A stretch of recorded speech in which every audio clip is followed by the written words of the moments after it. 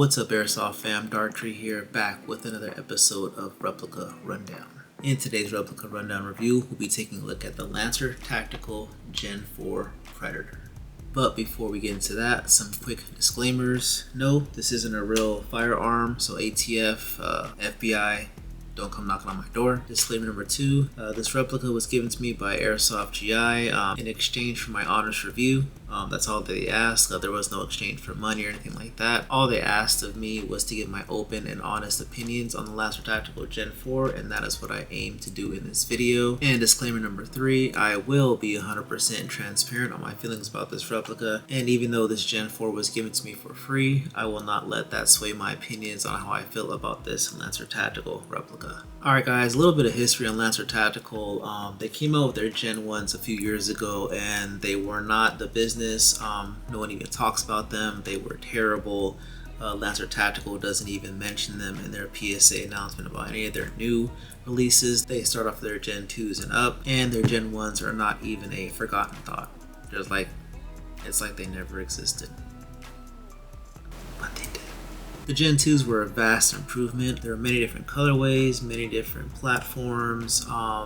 I think they had even a bullpup version, and overall the Gen 2s were a big turnaround for Lancer Tactical in the airsoft market. Now the Gen 3s were awesome. I got myself a few Gen 3 models and I had almost no complaints about them. The Gen 3s offered better MOSFETs, Type 4 inner barrels, metal bodies, and they even featured the Nebula MOSFET system, which was fantastic out of the box. It seems like Lancer Tactical finally found their footing in the airsoft market when it comes to replicas. Now Lancer Tactical is promoting their Gen 4 as the AG for serious airsofters, and in this video I plan on giving my opinion about that statement right there from Lancer, because in the Gen 4 there's definitely a lot to unpack here.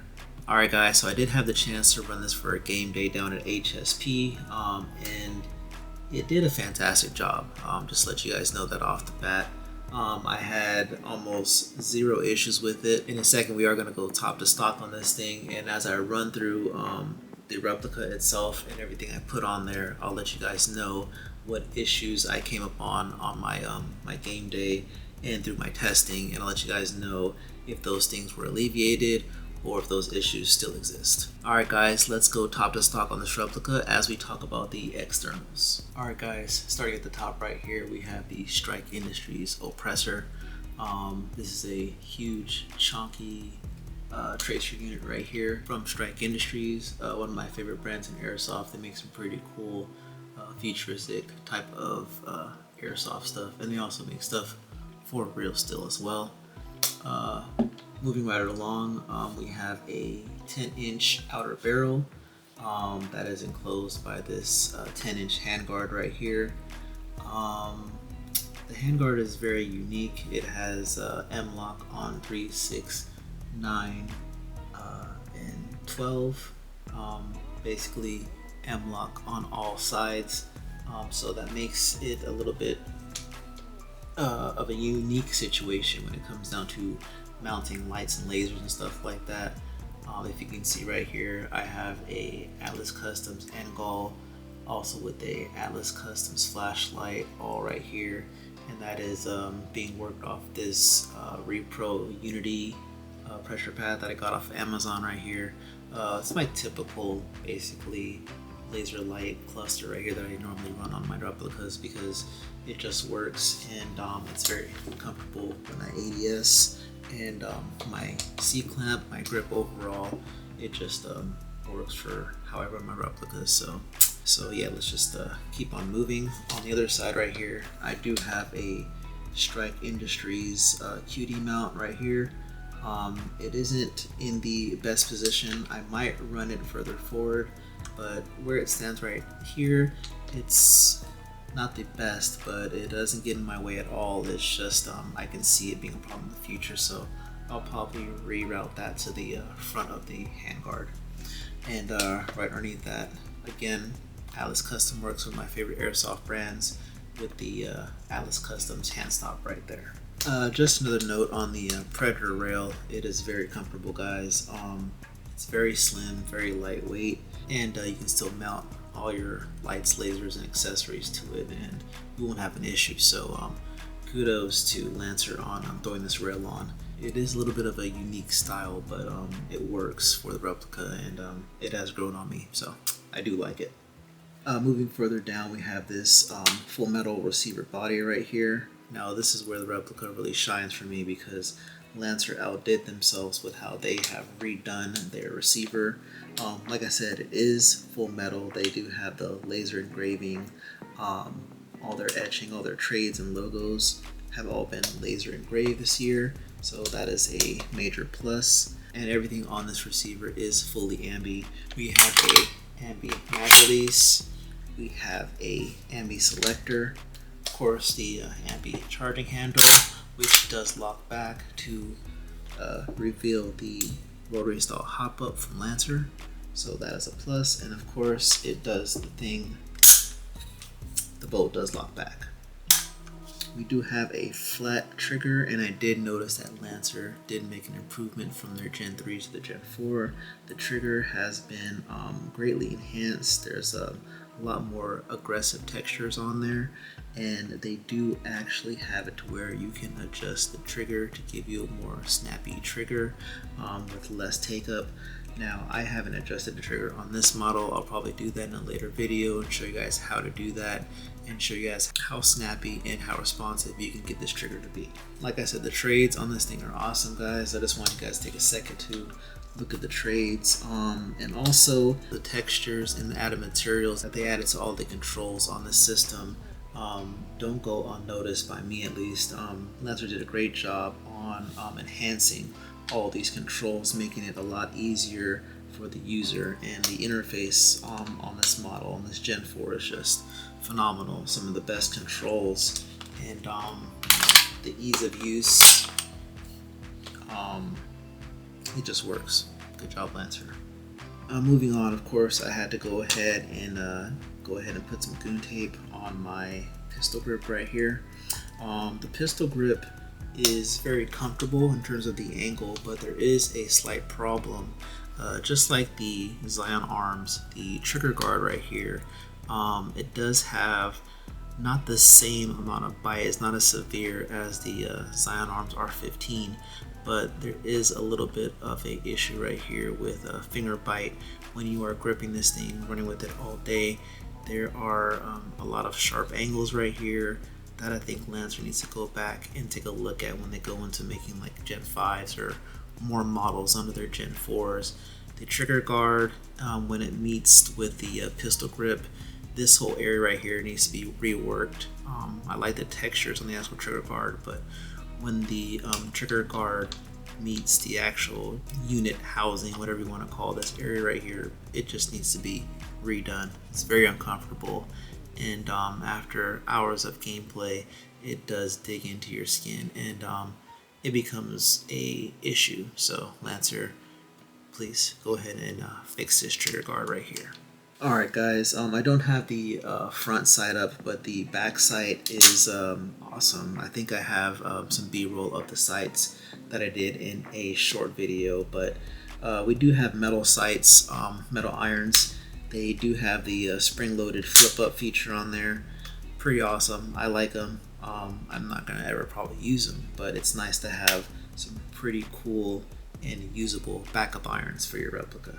Now, another issue that I came up with on my Lancer was the mag. It wasn't feeding. This is a 120 round magazine that you can find on your Zion arms and all your latest Lancer tactical releases for the M4 series, but on the Gen 4 I was having feeding issues with the stock mag that it came with. Now, I didn't get a chance to run all of my mags, and I do have about 6 of these, so in a later video I will be doing a mag compatibility test to let you guys know which mags to run with your Gen 4s, because I was having issues and I don't want you guys to have the same issues when you guys are running this. Now, for my optic of choice, I did go with a Unity riser with a Lancer Tactical red dot on top. Just a inexpensive red dot. It does the job. It doesn't have any special reticles, just a single red dot on there, maybe you guys can see it if I turn it around. There it is. Yeah, so I do run it on the green laser. Just a quick note for some of you new airsofters out there: don't run your optic light on the brightest setting unless you have to. That bright setting can actually mess up your ADS, and that could mess up your shots. So try to dial it down to like a low power setting on your optic, so that way it doesn't mess with your ADS and that you can properly ID your targets when you aim down range. Alright, now moving further back, we do have this enhanced charging handle. And when I do say enhanced, I mean this thing is enhanced. It's got its arms out, just waiting to be grabbed. I really like the charging handle. I mean, of course, like I said earlier, it does the thing. It does, you know, hold your mock bolt back so you guys can adjust your charging. So you guys can adjust your hop up right there. But yeah, the charging handle, awesome improvement, guys. Lancer, great job in the charging handle. I do like the textures on there. Like I said, it seems like all the controls on the Gen 4 have been enhanced. The textures are nice, and I do like the tactile feel. So great job, Lancer. Excellent job. Now the Delta stock. I do think we should have some kind of improvements on the Delta stock, guys. I don't mind it. It's a great stock, but I thought after so many iterations seeing the same stock that we would have something different for the Gen 4s. A missed opportunity there.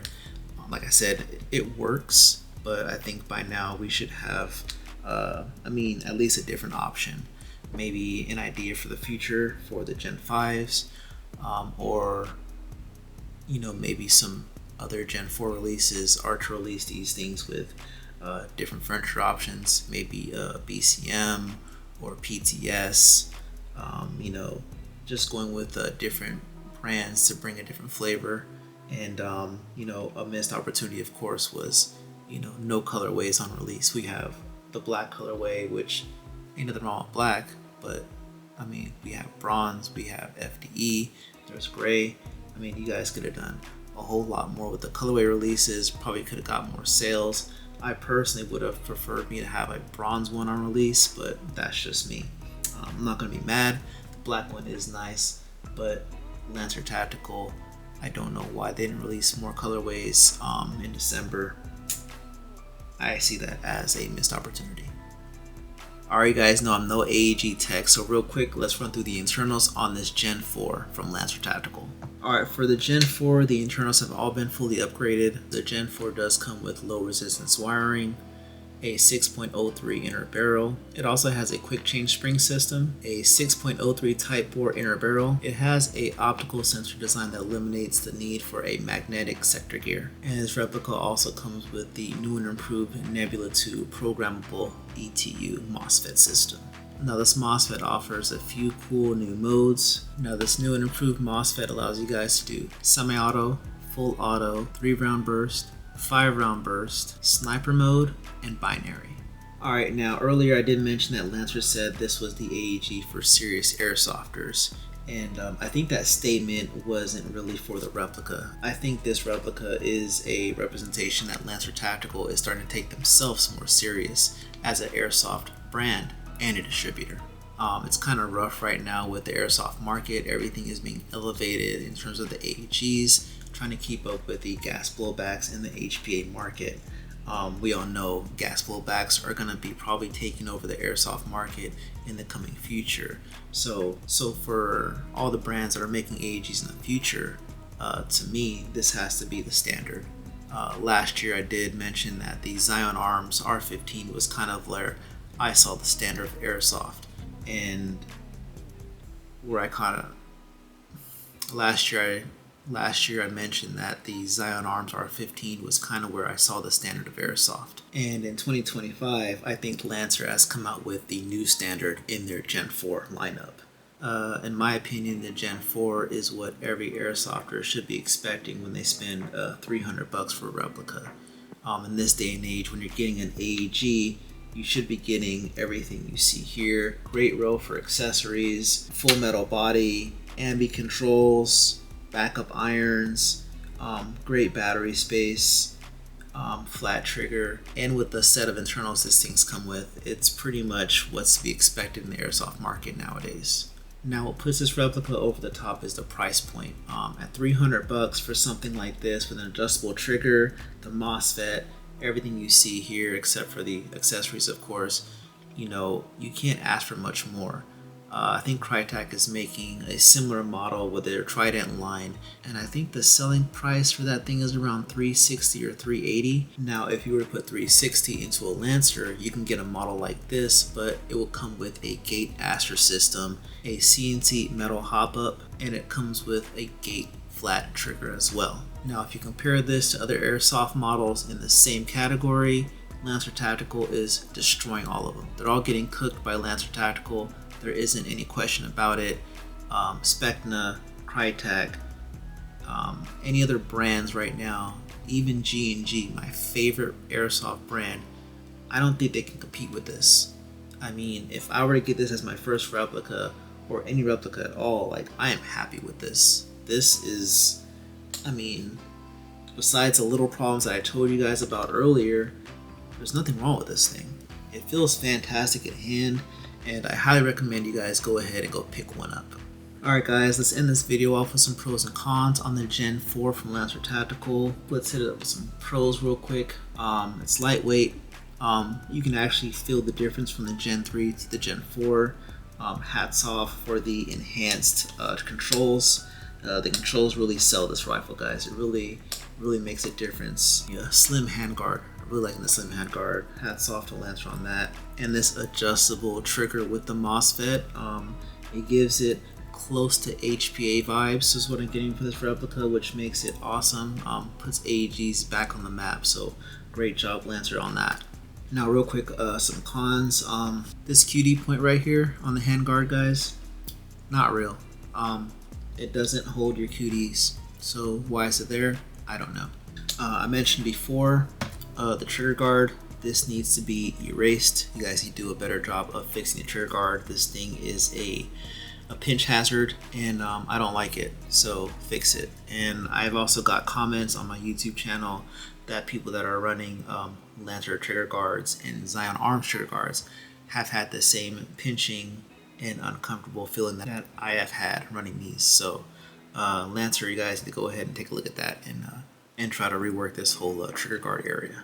The Delta stock, we can do a better job of getting more battery space, guys, and getting a new and improved stock for 2025. So let's get a new stock, or maybe later on this year in a different iteration of the Gen 4, we can get a better stock than the Delta. Nothing wrong with the Delta, it's just time for a different stock or another option for that matter. Alright guys, that's going to do it for this episode of Replica Rundown. Please don't forget to like and subscribe. Your support contributes directly to channel growth and I greatly appreciate it. Please don't forget to hit that bell notification so you guys are notified every time I upload a new video. And if you guys are vibing with the Lancer Tactical Gen 4, you can go ahead and pick it up at AIRSOFT GI. I will go ahead and leave a link in the description for this video.